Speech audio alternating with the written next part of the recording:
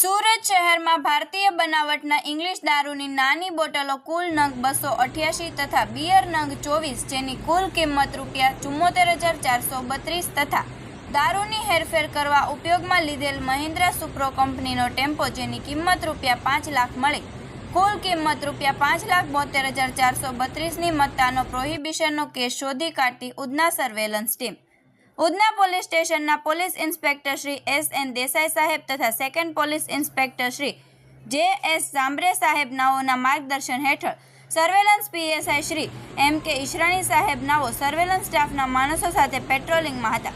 તે દરમિયાન police constable ભાવેશભાઈ દુલાભાઈ તથા પોલીસ કોન્સ્ટેબલ નાગેન્દ્રસિંહ રાજેન્દ્રસિંહ નાઓની સંયુક્ત બાતમી આધારે સુરત ઉધના દક્ષિણામુખી મંદિર પાસે જાહેરમાંથી એક મહિન્દ્રા સુપ્રો કંપનીના સફેદ કલરના ટેમ્પોમાં દારૂની હેરાફેરી કરનાર આરોપી અરવિંદ રામેશ્વર ગુપ્તા અને ઓમપ્રકાશ કલ્પનાથ પાઠકને ભારતીય બનાવટના ઇંગ્લિશ દારૂની નાની બોટલો કુલ નંગ 288 તથા બિયર નંગ 24 જેની કુલ કિંમત ₹72,432ની મત્તાનો પ્રોહીના જથ્થા સાથે પકડી પાડી ઉધના પોલીસ સ્ટેશન પ્રોહી એક્ટની કલમ 65 AE 8198 મુજબ ગુનો નોંધી અધિકારીઓ અને પોલીસ કર્મચારીઓ ખૂબ જ પ્રશંસનીય અને સારી કામગીરી કરેલ છે.